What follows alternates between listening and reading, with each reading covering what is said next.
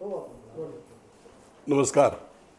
अगदी शॉर्ट टाईममध्ये आपण सर्वजण इथे हजर झालात त्याबद्दल प्रथमतः आपल्या सर्वांचं मनपूर्वक असं आभार. आपल्या सर्वांनाच कल्पना असेल की संपूर्ण महाराष्ट्रामध्ये राजकीय लाभापोटी काही मंडळी मतांचा जोगवा मागण्यासाठी कोणत्याही प्रकारचं प्रामाणिकपणे निष्ठा नसताना लोकांना देवदर्शन घडवणे वगैरे असे प्रकार करत होते.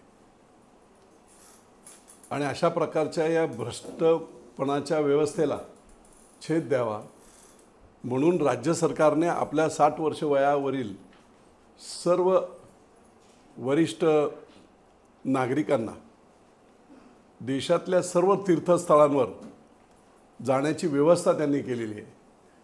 आणि ती व्यवस्था विजय शिवतारे मित्रमंडळाच्या माध्यमातून संपूर्ण पुरंदर हवेलीमध्ये राबवली जाते आहे.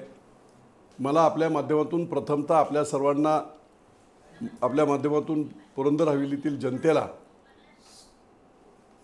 सूचित करावं असं वाटतंय की जवळजवळ आता मोठी स्थळं पहिली आपण करणार आहोत ज्याच्यामधून ट्रेन्समधून याला जाता येईल. काशी विश्वेश्वर, त्याच्यानंतर अयोध्या आणि त्याच्यानंतर अगदी लोकांचा जिव्हाळ्याचं तीर्थस्थान असणारं उज्जैनचं महाकाल मंदिर, या तिन्ही ठिकाणी डायरेक्ट कनेक्टिव्हिटी रेल्वेची आहे.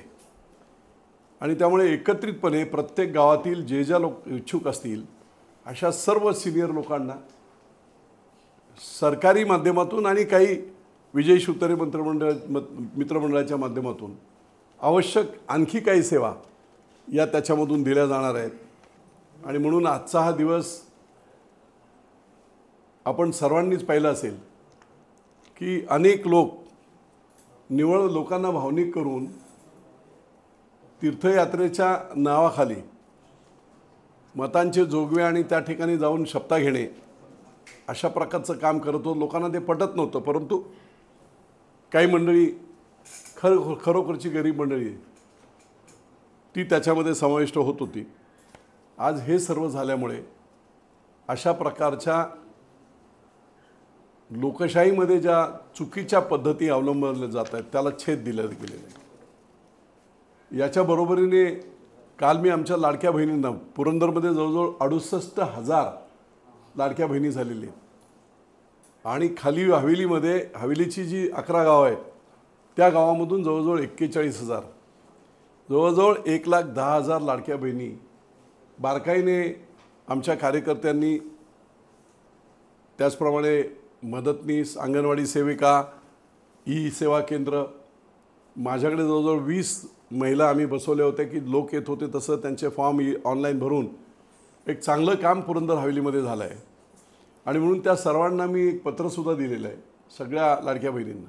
आणि त्याच्यात मुद्दाम हा उल्लेख आहे की आयुष्यभर मुलगी 20 वर्षापर्यंत आईवडिलांच्या घरी काम करत असते, सर्व सेवा देत असते.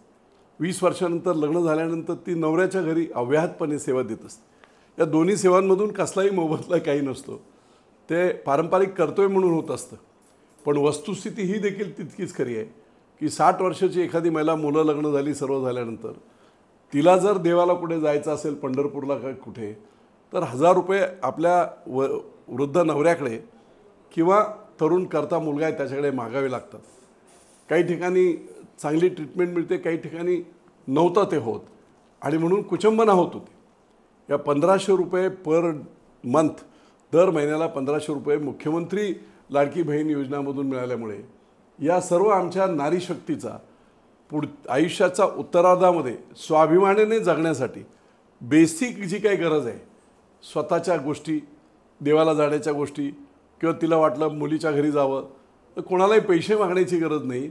हे 1500 रुपये निश्चितपणे स्वाभिमानी जगण्याचा एक चांगला मार्ग. अमाऊंट थोडी आहे पण त्याच्या पाठीमागची भावना खूप प्रचंड आहे. काही लोकांनी खूप टीका केली, सोन्याचे चमचे घेऊन जन्माला आलेल्या लोकांना 1500 रुपयाची किंमत कळणार नाही, परंतु काळदरीमधल्या एखाद्या ग्रामीण भागातल्या गरीब शेतकरी कुटुंबातील महिलेला हे 1500 रुपये, तिला कणकणी आली, तिला आजार जरी थोडंसं वाटला नाही, एक इंजेक्शन घ्यायचं असेल तरी घरातले पैसे जायला नको आणि म्हणून ती तशीच राहते. आज निश्चितपणे मुख्यमंत्री एकनाथराव शिंदे आणि महायुतीच्या सरकारने देवेंद्र फडणवीस त्याचप्रमाणे अजित पवार या सर्वांनीच घेतलेले हे निर्णय प्रचंड फायदेशीर नारी शक्तीला झालेले आहेत. आणि म्हणून त्या पत्रामध्ये सुद्धा मीच असंच हे केलं की आत्तापर्यंत तुला कोणी फसवलं जायचं की 1500 रुपये आता तुला मिळत आहेत. त्यामुळे फसवणूक अशी जी व्हायची की निवड मतांचा जोगवा मागण्यासाठी जे कोणी असे बाजार बुणगे फिरत होते ते आता बंद होतील आणि स्वाभिमानाने शासनाच्या वतीने आणि त्याचप्रमाणे या लाडक्या बहिणीत दर महिन्याला मिळणाऱ्या पैशातून आमच्या सर्व माता भगिनींना स्वाभिमानाने देवदर्शनापासून सर्व करता येईल. आणि म्हणून सर्व देवस्थानं जवळजवळ देशभरातली देवस्थानं 73 आहेत आणि महाराष्ट्रातली देवस्थानं 66 आहेत. जिथे जायचं असेल आता मुख्यतः ट्रेनने वगैरे जायचं असेल तर ती मोठी देवस्थानं जी मी सांगितली काशी विश्वेश्वर असेल, अयोध्या असेल, उज्जैन असेल, डायरेक्ट पुण्यावरून आपल्याला ट्रेन मिळतील. माझी तर व्यवस्था अशी मी करतो आहे की जेजुरीतूनच ट्रेन जेजुरीला लागेल आणि जेजुरीतून आपल्या सर्व लोकांना अगदी आरामशीर जाता येता येईल. बाकीचा राहिलेला जो त्यांचा खर्च आहे, 1-2 दिवसाची ट्रिप असेल तर सरकार सगळाच खर्च करते. पण त्याच्यात GRमध्ये लिहिलेलं आहे काही वैयक्तिक काही आणखी काही खर्च कोणाला करायचा असेल तर ती वैयक्तिक जबाबदारी त्या पॅसेंजरची असेल. ती सर्व जबाबदारी ती पॅसेंजरची नाही, पुरंदर हवेलीतल्या स्वाभिमानी माता भगिनींची ती जबाबदारी विजय शिवतारे मित्रमंडळ घेईल. आणि निश्चितपणे एक चांगला पायंडा आजपासूनच ही आम्ही गावागावातून ज्या ठिकाणी ज्यांना जायचं आहे 60 वर्षाच्या वरील महिला किंवा पुरुष तर त्यांची नावनोंदणी आम्ही सुरू करतो. हा महत्त्वाचा एक मुद्दा. दुसरा एक आणखी महत्त्वाचा मुद्दा 6 तारखेला सकाळी 11-11:30 वाजता म्हणजे 99.99 कन्फर्म झालं आहे. पण आता आचारसंहिता आहेत, काही काही अर्जन्सी असतात. पुरंदरला पालखी तळावर लाडकी बहिणीचा मोठा मेळावा माझ्या हिशोबाने जवळजवळ आपल्याकडे 68,000 महिला आहेत. 30-35,000 महिला तरी या मेळाव्याला हजेरी लावतील अशा प्रकारचं नियोजन, मोठं भव्य नियोजन हे पालखी तळावर 6 तारखेला 11:30 वाजता आहे. आपल्या माध्यमातून सर्वच पुरंदर हवेलीतील जनतेला मी सांगू इच्छितो की त्यांनी हे जे काय एकनाथराव शिंदे अगदी संवेदनशील मुख्यमंत्री की रिक्षा चालवणारे ग्रामीण शेतकऱ्याचा मुलगा आज मुख्यमंत्री झाला आहे आणि तो दिवस रात्र काम करतो आहे. पहाटे 5पर्यंत काम, सकाळी 8पासून काम आणि अशा वेगवेगळ्या योजना जे करत आहेत त्याचे निश्चितपर्यंत त्यांचं कौतुक करण्यासाठी आणि त्यांना शाबासकी देण्यासाठी सर्व माता भगिनींनी आमच्या मुख्यमंत्री लाडकी बहीणच्या लाभार्थी सर्वांनी इथपर्यंत यावं. ती सगळी व्यवस्था विजय शिवतारे मित्रमंडळ आपल्याला आणण्यासाठीची वगैरे करते. पण आपण बडचडके सकाळी 11:30ला मुद्दाम मी ठेवला की संध्याकाळच्या वेळेत जर कार्यक्रम ठेवला असता 4-5ला तर गाईच्या धारा काढा वगैरे आमच्या माता भगिनी सगळ्या बिझी असतात जेवण वगैरे आणि म्हणून मुद्दाम 11:30 वाजता तो ठेवलेला आहे. कोतवालांचं मानधन वाढवलेलं आहे. त्याचप्रमाणे गेल्या काही दिवसापूर्वी आशा वर्कर्स आणि त्याचबरोबर अंगणवाडी सेविका यांच्या देखील मानधनामध्ये वाढ झालेली आहे आणि म्हणून त्यांचे देखील एक कौतुक करण्यासाठी आणि ज्या महिलांनी मुख्यमंत्री लाडकी बहीण योजनेचे फॉर्म गावागावात भरून दिवसरात्र काम केलं अशा जास्तीत जास्त फॉर्म भरणाऱ्या मदतनीस आणि अंगणवाडी सेविका ज्या आहेत त्यांचा देखील सत्कार, त्या सगळ्यांचाच सत्कार करणार होतो आम्ही. पण त्याच्याबरोबरीने 1ला नंबर, 2रा नंबर, 3रा नंबर असे 3 प्राईज त्यांना प्रोत्साहन म्हणून त्यांनी केलेल्या कामाच्या बाबतीमध्ये आम्ही ते देणार आहोत. तो एक कार्यक्रम हा आचार्यत्री सभागृहामध्ये 6 तारखेच्या आत कदाचित जसं अवेलेबिलिटी असेल आज किंवा उद्या ते पूर्ण होऊन जाईल. आणि म्हणून अशा प्रकारे वही वाटपाचा एक मेजर कार्यक्रम घेतला होता आणि शाळांमधून जाऊन 1ली ते 12वीपर्यंतच्या आणि कॉलेजच्या विद्यार्थ्यांना सुंदरमच्या बेस्ट क्वालिटीच्या मोठ्या वह्या ह्या 2-2 वह्या आपण दिल्या. 3 लाख वह्या याचं वाटप आपण केलेलं आहे. शेतकऱ्यांना अतिशय आवश्यक असणारी जी डायरी असते ती दरवर्षी मी करत असतो, तिचं देखील संपूर्ण व्यवस्था केलेली आहे आणि त्या देखील शेतकऱ्यांच्या फायद्यासाठी याच वेगवेगळ्या कार्यक्रमातून त्या वाटल्या जातील.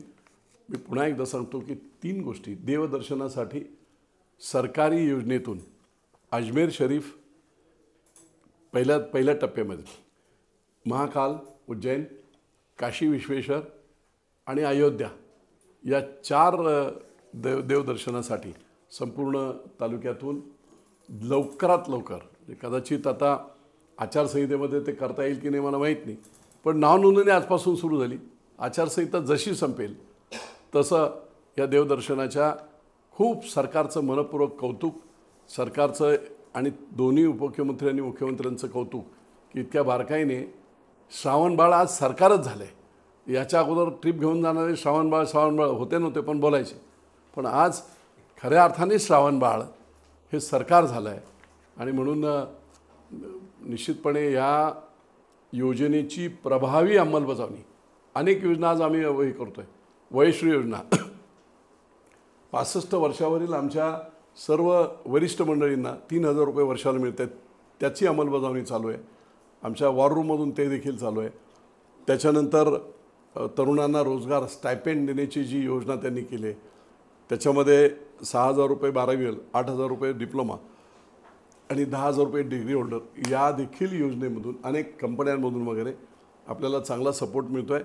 माझ्या मते जवळजवळ 1.5 लाख मुलांना ऑलरेडी सरकारी आस्थापनातून रोजगार मिळाला आहे आणि वेगवेगळ्या ठिकाणच्या MIDCs, वेगवेगळे कारखाने, वैयक्तिक हे त्याच्यामधून देखील चांगल्या प्रकारचा सपोर्ट मिळतो. आणि म्हणून इतक्या बारकाईने लोकाभिमुख, लोकांना अभिप्रेत असणाऱ्या सर्वसामान्यांना केंद्रबिंदू मानून केलेल्या या सर्व योजनांचा जास्तीत जास्त अंमलबजावणी बारकाईने आपल्या सगळ्या शिवसेनेच्या कार्यकर्त्यांच्या मार्फत, महायुतीच्या सर्व लोकांच्या मार्फत राबवणे अशा प्रकारचा संकल्प आम्ही सगळं केला आहे. आणि म्हणून एक 6 तारखेची लाडकी बहीण योजनेचा कार्यक्रम, त्याचबरोबर देवदर्शनाच्या ट्रेन्सचा कार्यक्रम आणि त्याचबरोबर आशा वर्कर्स, अंगणवाडी सेविका ज्यांनी चांगलं काम केलं त्यांचे सत्कार, तिथेही 3 सत्कार आम्ही करणार आहोत.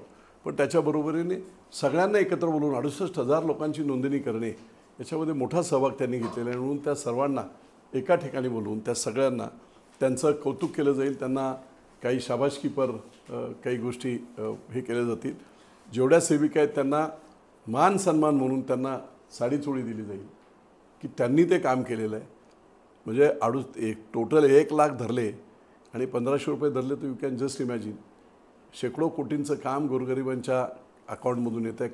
कालसुद्धा 1,500 रुपयाचा एक हप्ता मुख्यमंत्री महोदयांनी हे केलेलं आहे. आज आणखी एक महत्त्वाची घोषणा कालच्या याच्यामध्ये झाली आहे की ग्रामसेवकाच्या अंडर जो सहाय्यक ग्रामसेवक अशा प्रकारची जी पोस्ट होती, MRIGSचं काम केल्यानंतर त्या कामातले काही टक्के फक्त त्यांना मिळायचे. काही ठिकाणी कामं व्हायची, काही ठिकाणी व्हायची नाही आणि म्हणून त्यांना रोजगार मिळायचा नाही, परंतु शिकलेली मुलं अशी अडकत असायची. आणि म्हणून त्यांचा सर्वांचा विचार करून ग्रामसेवक सहाय्यक जे होते त्यांना फिक्स्ड 8,000 रुपये मानधन महिन्याला हे मुख्यमंत्री महोदयांनी केलं की ज्याच्या माध्यमातून गावातली कामं होतील आणि 8,000 रुपये फिक्स मिळाल्यानंतर त्या मुलाला निश्चितपणे त्याच्या स्वतःच्या संसाराला देखील चांगल्या प्रकारचा हातभार लागेल. आणि म्हणून ही कधीही न झालेली कामे, कधीही कोणी विचार न केलेली सत्ताधाऱ्यांनी कामं ही सरकार करते आहे. मी पुन्हा एकदा मुख्यमंत्री, दोन्ही मुख्यमंत्र्यांचं मनपूर्वक असं आभार मानतो, अभिनंदन करतो. आणि या कार्यक्रमाला, लाडकी बहीण कार्यक्रमाला बढचढके सर्वांनी यावं. त्याचप्रमाणे देवदर्शनाला रेकॉर्ड आपण करू. जेवढी आमची वरिष्ठ माणसं आहेत, एकही माणूस सोडणार नाही मी. काशीला जावं हे हिंदू धर्मामध्ये खूप महत्त्वाचं आहे. कुठचाही इलेक्शन झाल्यावर करतो आहे मी. आता मी इलेक्शनच्या अगोदर करत नाही आहे. इलेक्शनच्या अगोदर काही स्वार्थी हेतू ठेवून काम केलं जातं. पण ही आता अव्याहत प्रोसेस, जोपर्यंत स्कीम चालू आहे तोपर्यंत अव्याहत प्रोसेस सुरू होईल. आणि पुरंदर हवेलीमधील प्रत्येक वयोवृद्धाला या 3ही ठिकाणी जाण्याची संधी देणे हे अशा प्रकारची योजना झाली. ती योजना काटेकोरपणे, मनपूर्वक त्याच्यात स्वतःचं आणखी काही जे काही लोकांना मदती करता येईल ते करत ती योजना देखील आम्ही करणार आहोत. त्या 3ही गोष्टींसाठीच ही पत्रकार परिषद होती. जय हिंद, जय महाराष्ट्र. कोणाला काही प्रश्न विचारायचे असतील तर विचार. CM DCM येणार हो, मुख्यमंत्री उपमुख्यमंत्री दोन्ही. पुरंदरच्या जागेवर तुम्ही लढवणार चर्चा इच्छुक आहात, पण महायुतीतीलच इतर पक्षांनी सुद्धा दावा केलाय पुरंदरच्या. नाही, दावा करायचा अधिकार सर्वांना आहे. मी परत सांगतोय, 40-40 वर्ष जे लोक काम करतायत आपापल्या पक्षामध्ये, जेव्हा इलेक्शन येते तेव्हा त्यांनाही वाटते ना की मला संधी मिळावी. अर्थात एक तिकीट असते, चौघांना संधी मिळत नाही, पण दावा करणे हा त्यांचा अधिकार आहे, त्याच्याबद्दल अजिबात गैर नाही. बापू निवडणूक तोंडावर आली, सर्वच राजकीय पक्ष तयार झाले, तुम्ही अजून जरा शांत दिसताय, काय कळलं मला नाही ते तुम्हाला काय, कारण आम्ही गनिमी काव्याने आमचं काम चाललंय. 3 लाख वह्या वाटल्या, 3 लाख घरात गेलो. माहीत पडलं का तुम्हाला? माहीत पडलं का तुम्हाला? 3 लाख घरात पोचले. काल मी आंबेगावमध्ये प्रचंडच 3-3 हजार मुलं असलेली आणि मुलांशी संपर्क, संवेदना, त्यांच्याशी इंटरॅक्शन, त्यांना मोटिवेट करणे, इतर मोठी माणसं कशी घडली, मी सुद्धा कसा गोठ्यावरून येऊन घडलो, त्याच्यातून मुलांना मोटिवेशन करण्याचं काम 2 महिने चालू आहे माझं. आणि सौसुनारकी एक लोहारकी असते. बाकीचे लोक पोस्टर लावत आहेत, मी पोस्टर लावत नाही आहे. पोस्टर लावून प्रचार होत नसतो. बरेच लोक, मी जी कामं केली ती बाकी. तुम्ही बोलताय मी शांत आहे. सासवडला पाणी पुरवठ्यासाठी जेजुरीला 78 कोटी कोणी दिले? महामुनी साहेब. 2400 एकर जमीन मावडी कपाच्या शेतकऱ्यांची 30 वर्ष सगळ्या नेत्यांकडे पाय घासून झाले सगळे. मुख्यमंत्री महोदयांनी आणि उदय सामंतांनी, मंत्री महोदयांनी एका झटक्यामध्ये एका शेतकऱ्याचा चाही न घेता 2400 एकर जमीन सोडवली. 8.5 कोटीचं काम सासवडमध्ये रोडचं होतं आहे महामुनी साहेब. 6.5 कोटीचं काम जेजुरीमध्ये होतं आहे. खाली नगरपालिका मी केली नवीन, अत्यंत अवघड असं काम पुण्यातून बाजूला घेऊन नगरपालिका मी इस्टॅब्लिश केली, पूर्ण झाली. सगळ्या प्रक्रिया पूर्ण झाल्या. प्रशासक नेमला, आता CO येईल. पूर्ण हस्तांतरण करण्यासाठीची कमिटीचा GR निघाला.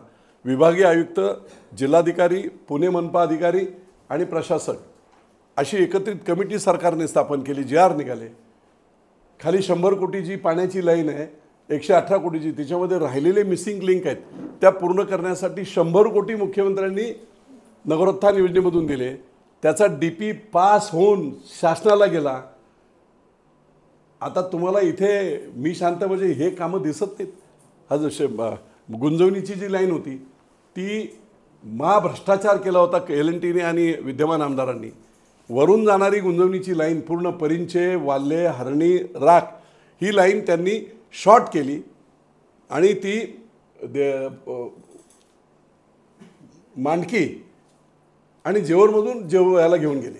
कुठे नेरे आपला राखेला 47 किलोमीटरला 50 किलोमीटर लाईन कमी झाली. 50 किलोमीटर म्हणजे 400 कोटीची बचत झाली. ही कोणी खाल्ले आणि ही लाईन का बदलली? ती आता वरून लाईन आम्ही घेतोय. वरून लाईन एवढ्यासाठी आहे, माझ्या मूळ टेंडरमध्ये सुद्धा ही लाईन वरून होती, एवढ्यासाठी की जेव्हा जेव्हा कधी दुष्काळ असेल त्या वेळेस वरून 6 फुटाची लाईन असेल ती उघडी केली, वॉल उघडला तर वरून उंचावरून पाणी पूर्ण वीर धरणापर्यंत संपूर्ण सगळ्या नदी नाले ओढे सगळे भरता येतील. ती लाईन तुम्ही खालून EPC कॉन्ट्रॅक्ट आहे, जी काय बचत होती ती कंपनीला मिळते. आत्ता तुम्ही नाटकं करता की बाबा वरून झाली, वरूनच होती, ती बदलली कोणी? 20 जुलै 2020ला विद्यमान आमदार असताना ती बदलली गेली. 400 कोटीचा फ्रॉड होता तो. काही अधिकारी आणि या सगळ्या राजकीय लोकांनी मिळून LNTने केलेलं चुकीचं काम होतं. मग LNT बोलत होती की बाबा वर पाणी जाईल, धरण उंचावर आहे. होय, लपतळवाडीतून जाणारी लाईन जर वाल्ह्याला पाणी काढलं 8 इंचाचं पाणी जाईल, पण लपतळवाडी ते वाल्हे ह्या उंच अशी जाणाऱ्या लाईनमध्ये जर कोणी भोकं पाडली, पंक्चर केले तर वर पाणी जाणारच नाही आहे. वरून पाणी जायचं हा मूळ टेंडरमध्ये असणारा जो विषय होता ती बदलली का, याचं उत्तर पुरंदरच्या जनतेला विद्यमान आमदारांनी द्यावं. 20 जुलै 2020ला तुम्ही आमदार असताना ही लाईन का बदलली गेली? आत्ता तुम्ही ओरडतायत. मी शेतकऱ्यांना आभार मानतो त्यांचं की माझंही लक्ष नव्हतं, कारण मी आजारी होतो 2-2.5 वर्ष. शेतकऱ्यांनी अडवली. ही जर लाईन अशी झाली तर या योजना फक्त कॉन्ट्रॅक्टरसाठी झाली असं होईल, लोकांसाठी होणार नाही. परिंच्याच्या सगळ्या 12 वाड्या, त्याच्यानंतर तुमच्या राख वाल्याच्या सर्व 12 वाड्या, ह्या सगळ्या आता घेतल्या गेल्या. सगळ्यांना इक्वल पाणी दिलं गेले. त्या काळामध्ये बदमाशी झाली होती. परिंच्यासारख्या गावामध्ये 25 हेक्टर पाणी दाखवलं होतं. आज सगळ्या 16 गावांमध्ये इक्वल पाणी आहे. सगळ्या 16 गावांचं जेवढं GC आहे, क्रॉस इरिगेटेड एरिया, ते सगळं घेतलं आहे प्रत्येक गावचं. आणि त्याच्यामधून 60% पाणी 2 TMC पाणी असल्यामुळे उपलब्ध होत आहे. 60% सर्वांना समान पाणी, ग्रॅव्हिटी लाईन अशा पद्धतीची जी मूळ योजना माझी होती तिच्यात बदल केला होता. तो बदल रद्द करून मुख्यमंत्री महोदयांनी सांगितलं आणखी 50-100 कोटी लागले हरकत नाही, पण ही पाण्याची योजना पुढच्या 4-5 पिढ्यांसाठी योग्य आहे, महत्त्वाची आहे. 24 जुलैला ती मीटिंग झाली मुंबईमध्ये. सर्व शेतकरीसुद्धा होते, मुख्यमंत्री होते, सगळे वरिष्ठ अधिकारी होते.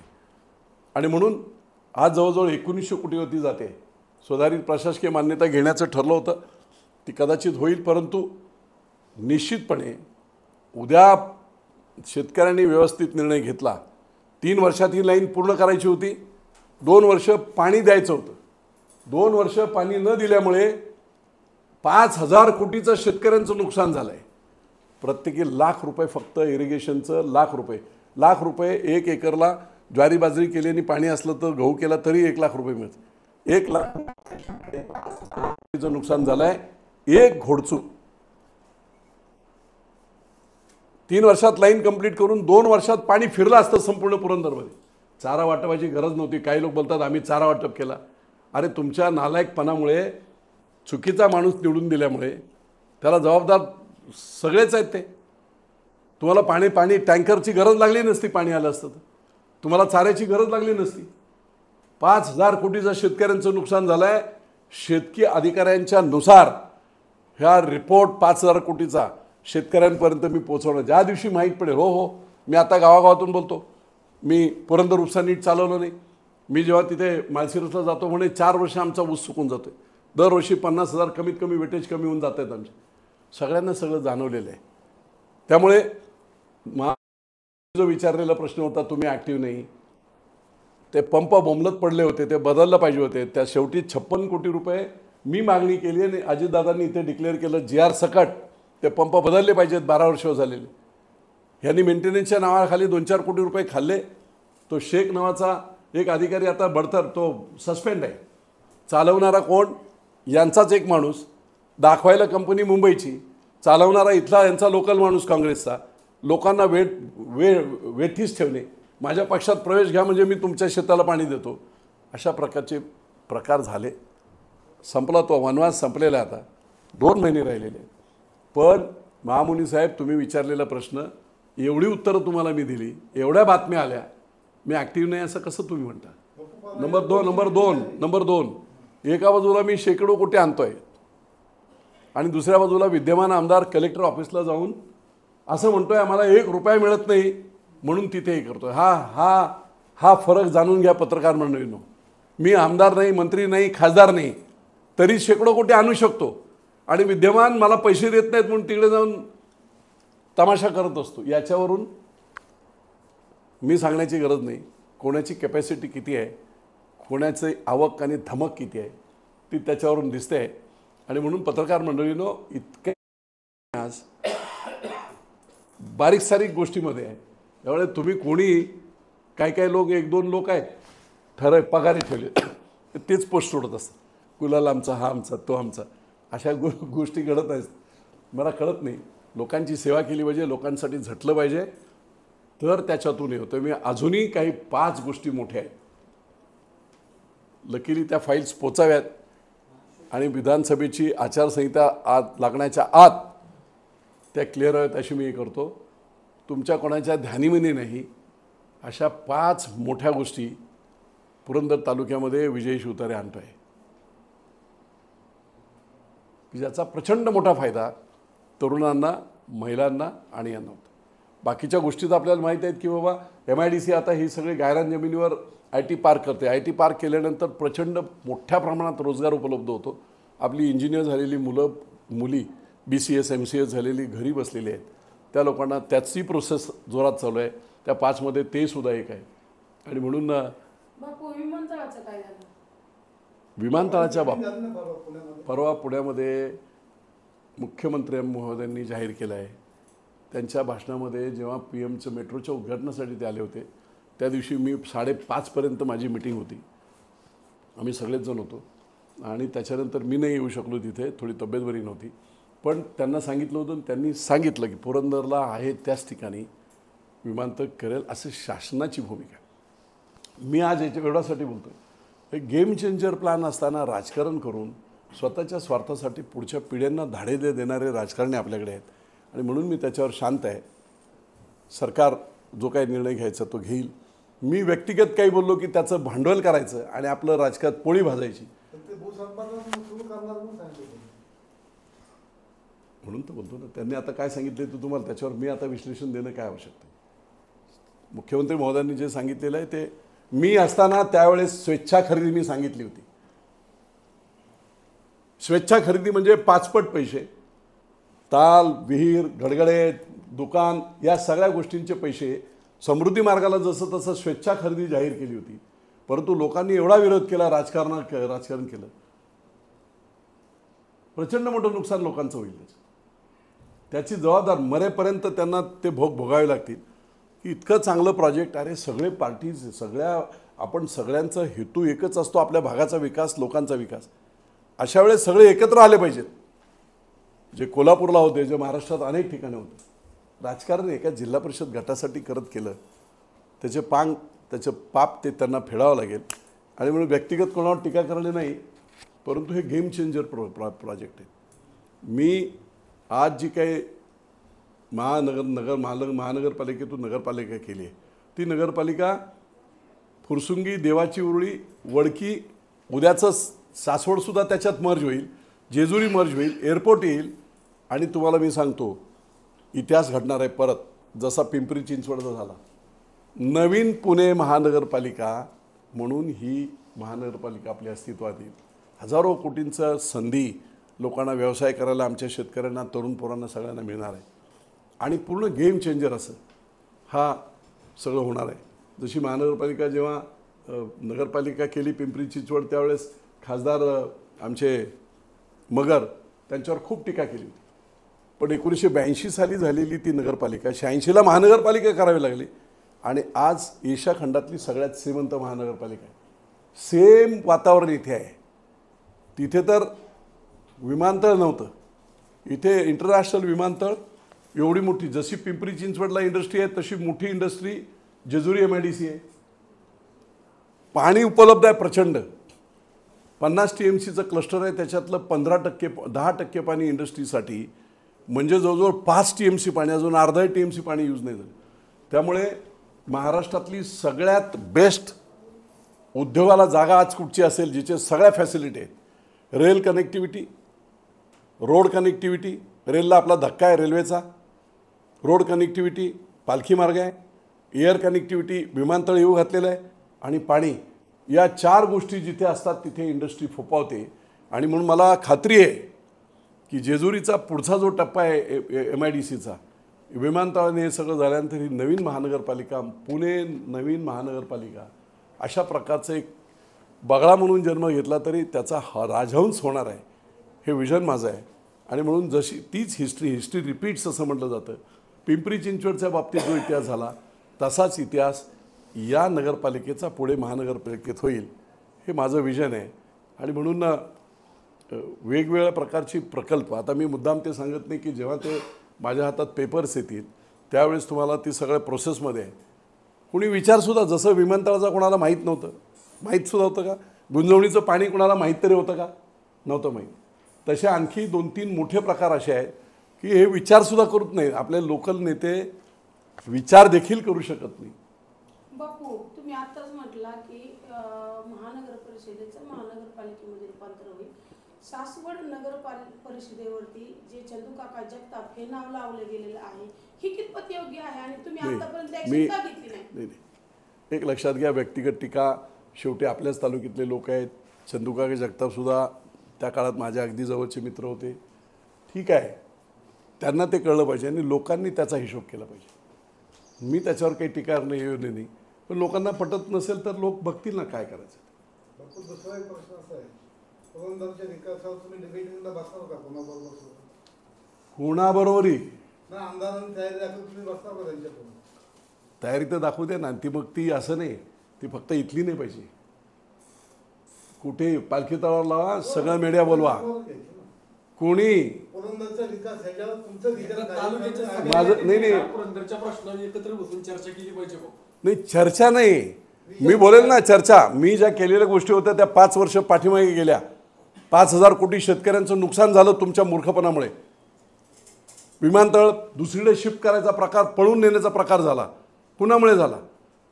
महाविकास आघाडी सरकार असताना पहिल्या मिटिंगमध्ये गुंजवणीचं पाणी मी 2.5 वर्ष दिलं नव्हतं कुठेही. ते फक्त भोर वापरेल, वेल्ला वापरेल आणि पुरंदरची आमची माणसं वीर धरणातल्या उपसा सिंचन योजना आणि मानकी डोहातून जोर मानकी हे पाणी आम्ही वापरणार, आम्ही देणार नाही पाणी.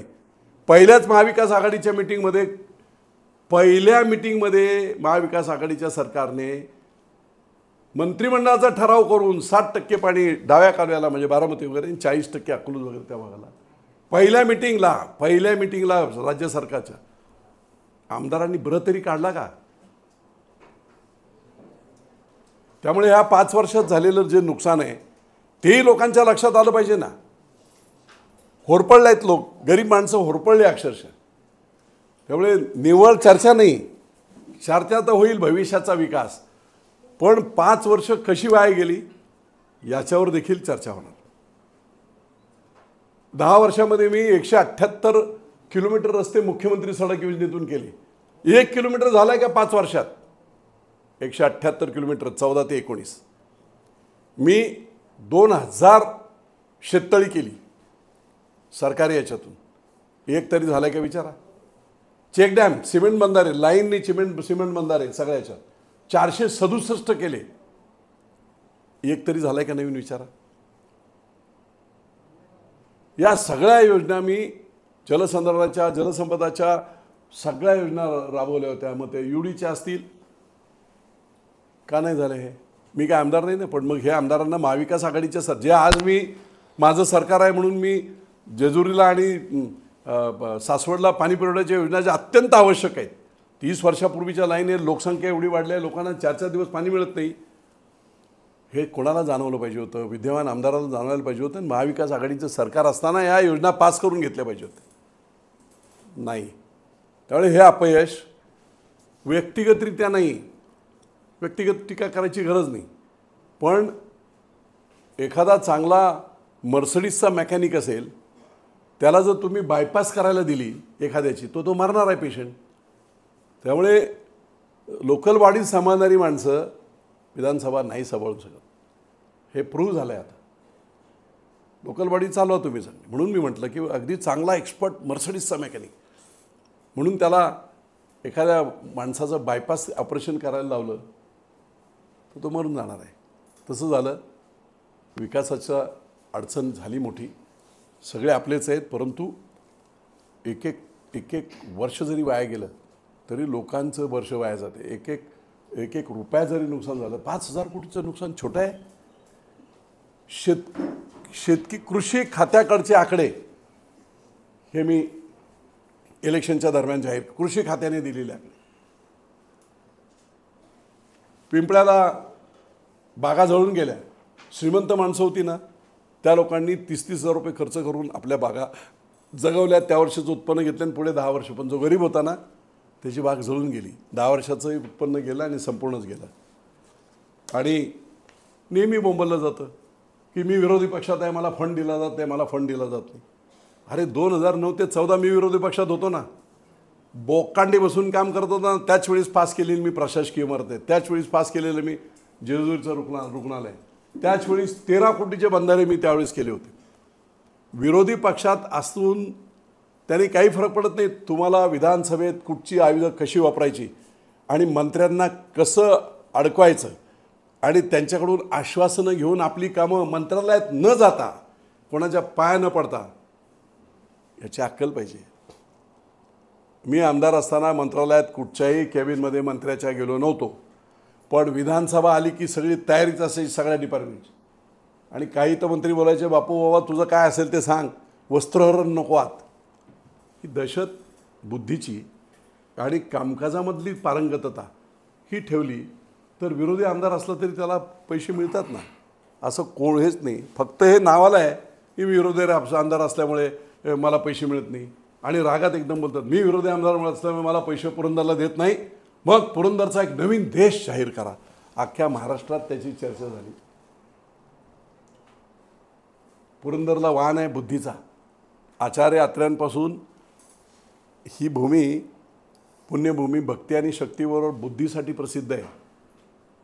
आणि हे जेव्हा असे सगळे तारे तोडले जातात त्यावेळेस पुरंदरचे मला विचारतात काही लोक, मी आपला हात जोडतो. कित्येक अधिकारी विचारतात, अरे बापू काय रे बाबा, हात जोडतो. बापू गुंजवणी आणि विमानतळ हा प्रकल्प आहे, हे प्रकल्प अगदी जास्तीत जास्त कालावधी लागणाऱ्या गोष्टीला 1 वर्षाच्या आत उद्या मला लोकांनी उद्या मला ऐका उद्या मला मी ह्या तयारीत आहे. लोकांनी यावेळेस मला निवडून दिलं, 1.5 वर्षाच्या आत संपूर्ण योजना पूर्ण करून टाकेल. आणि वरून संपूर्ण योजना पैशांसकट सगळ्या फंड विमानतळाच्या बाबतीत मी आता भाष्य याच्यावर करणार नाही, कारण त्याचं राजकारण करून लोकांना गंडवलं जातं, फसवलं जातं.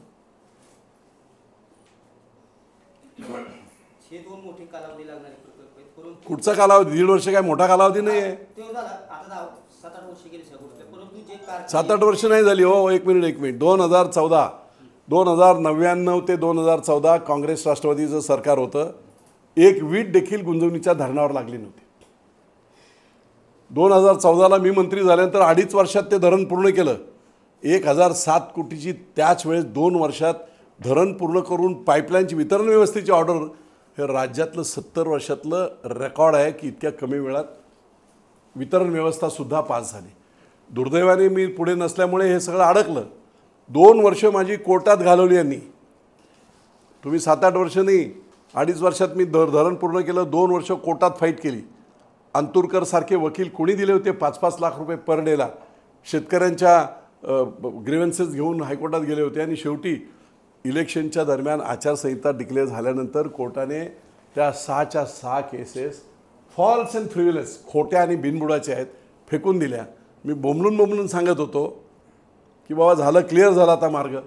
2 वर्ष त्यांनी माझी त्याच्यात, नाही तर मी 2019च्या दरम्यान कमीत कमी मायनर झाल्या नसत्या, पण कमीत कमी मेजर लाईन जी आहे ती मी पूर्ण करून घेतली असती, पाणी फिरलं असतं. त्यामुळे मी सांगतोय ओरडून की बाबा रे आता झालं आहे काम. पण महाशयांनी सांगितलं 1250 कोटीची योजना माझ्या स्वतःच्या खर्चातून मी पूर्ण करेन. त्या व्यक्तीकडे पिढ्यानपिढ्याचं उत्पन्न मिळून 250 कोटी आहे, तो 1000 कोटी आणणार कुठून? पण लोकांना फसवलं गेलं, गंडवलं गेलं. खालीसुद्धा तसंच केलं गेलं की टॅक्स मी कमी करून देतो, मला मतदान करा, माझा भाऊ ॲडिशनल कमिशनर आहे. काही झालं नाही. 3 वर्ष हवाल दिले होते लोक. शेवटी माझ्याकडे आल्यानंतर मी मार्ग काढला आणि आता मार्ग निघाला आहे. आता जी 23 गावं जी पुण्यामध्ये घेतलेत त्यांचे 3 दिवसापूर्वीच्या बातम्या आपण बघा. पुणे महानगरपालिकेचा टॅक्स आम्ही देऊ शकत नाही म्हणून मी गावं विकायला काढले आहेत असे बोर्ड सगळ्या 23 गावात लावले. आणि जेजुरी आणि आपला फुरसुंगी आणि देवाच्या ओळीतल्या लोकांनी बोर्ड लावले, बापू तुम्ही आम्हाला वाचवलं. आणि लोक सांगत होते की फक्त तुमचा बदनामी करत होते की इकडे सगळे गोडाऊन्स आहेत म्हणून बापूंनी हे केलं. तिकडे कुठेही गोडाऊन्स नाही आहेत. गावं विकायला काढण्याचे बोर्ड सगळ्या गावकऱ्यांनी लावले आहेत. आणि मुख्यमंत्री महोदयांना मागणी केली आहे की आमची देखील नगरपालिका करा. बापू गुंजवणी प्रकल्प आणि विमानतळ ही ठीक आहे, पण जे गरजेच्या गोष्टी आहेत, मेडिकल कॉलेज असेल, इंजिनिअरिंग कॉलेज असेल किंवा साखर कारखाने असेल, आजपर्यंत तालुक्यात असं एक बी कोणती गोष्ट काम होऊ शकत नाही. एक लक्षात घ्या, जे 50-70 वर्षात इतर मतदारसंघात झाले ते 5 वर्षात नाही होऊ शकत. मी मंत्री होतो 5 वर्षात मॅक्झिमम करायचा प्रयत्न केला. आपण साखर कारखान्यात बोलला, आपल्याला माहिती नसेल तांत्रिक बाब, 2 साखर कारखान्यामध्ये 25 किलोमीटरचं डिस्टन्स. पुरंदरमध्ये साखर कारखाना होऊच शकत नाही, गांडवागांडवी होऊ शकत नाही, कारण 25 किलोमीटरचं डिस्टन्स आहे. 2010ला जे काही शुगर कंट्रोल ॲक्ट 1966 बदलला त्यानुसार अख्ख्या देशामध्ये 15 किलोमीटर 2 चिमण्यामधलं अंतर आहे. पण काँग्रेस राष्ट्रवादीच्या सरकारने ते 25 किलोमीटर टाकलं की दुसरे कोणी येऊच नाही. सगळे कारखाने काँग्रेस राष्ट्रवादीच्याच लोकांचे. त्यामुळे कारखाना येणार कसा? येऊच शकत नाही कारखाना. 25 किलोमीटरच्या डिस्टन्समध्ये कुठेही पॉईंट नाही. पण मी तुम्हाला ज्या 5 गोष्टी सांगितल्या त्या आता तुमचा विषय आला म्हणून सांगतो. होय, पुरंदरमध्ये मोठ्या प्रमाणामध्ये ऊस वाढतो आहे. सोमेश्वरला मेंबरशिप दिली जात नाही, त्यांचा ऊस उचलला जात नाही. आणि त्याच्यासाठी एक मोठा प्रकल्प ज्याला सरकारची लिमिटेशन नाही आहेत अंतराची, अशा प्रकारचा प्रकल्प. आता मी त्या फील्डमध्ये आहे, 2 कारखाने आहेत माझे. त्यामुळे तसा इथे चांगला प्रकल्प जेणेकरून पुरंदरच्या शेतकऱ्यांना स्वाभिमानाने कुठेही दुसऱ्या कारखान्याकडे जावं लागणार नाही, चांगल्यात चांगले रेट मिळतील अशा पद्धतीचा साखर कारखाना नाही आहे, पण हे सगळं क्रशिंग होऊ शकते आणि त्याच्यातून वेगवेगळे प्रॉडक्ट होतील अशा प्रकारचा प्रोजेक्ट हा मी ऑलरेडी पाईपलाईनमध्ये आहे. जे 5 गोष्टी मी तुम्हाला सांगत होतो ना, त्यातली एक गोष्ट आता विषय निघाला म्हणून तुम्हाला सांगून टाकली.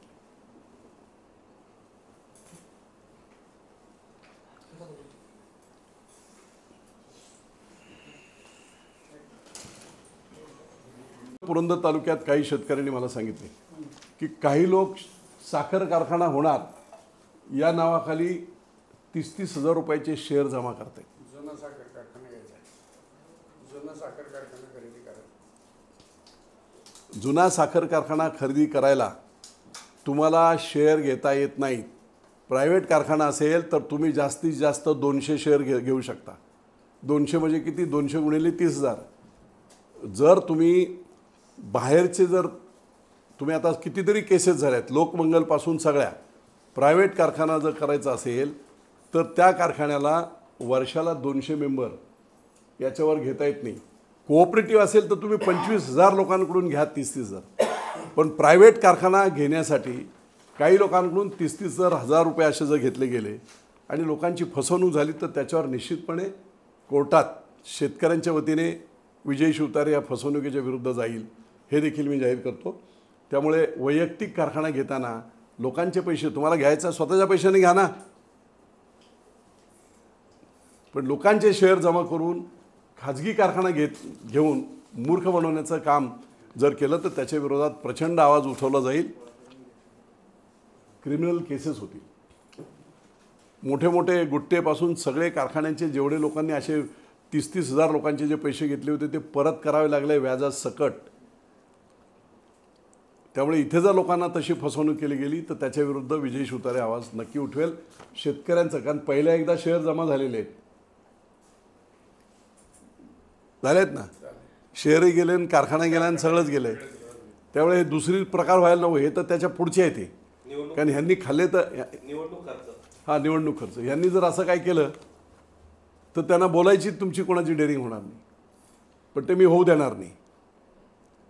मला सर्व कल्पना आहे.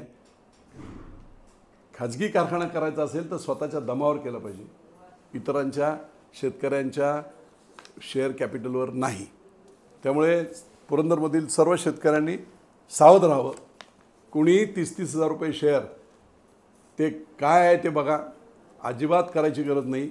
शेतकऱ्यांच्या हितासाठी इलेक्शन संपल्याबरोबर तो प्रोजेक्ट मी जमीन घेणं वगैरे सगळं चालू आहे.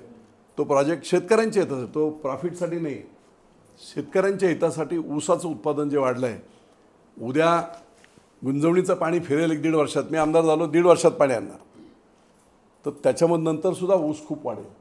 आणि म्हणून त्या दृष्टीने त्याची मुवमेंट एक 2-3 महिन्यामध्ये एकदा परतचं सरकार आलं, मी आमदार झालो, काय जे आहे बाकीची काय संधी मिळेल ती मिळेल, पण त्याच्या बरोबरीने ताबडतोब जागा आणि कारगर 1.5 वर्षाच्या आत गुंजवणीचं पाणी येऊन ऊस लागून आणखी 1 वर्ष जाणार आहे.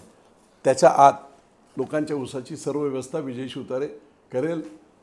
मला काय कोणाकडून इकडून तिकडून पैसे नाही जमा करायचे, मला कोणाकडून शेअर नाही घ्यायचे. मी स्वतः उभा करेल आणि नंतर मग लोकांना वाटलं की आपला कारखाना आहे तर त्या पद्धतीने एकदा चालू झाल्यानंतर ब क्लासची जी वर्गणी असते त्या हिशोबाने ते मी करेल. पण कारखाना स्वनिधीतून उभा राहील, लोकांच्या निधीतून नाही. धन्यवाद.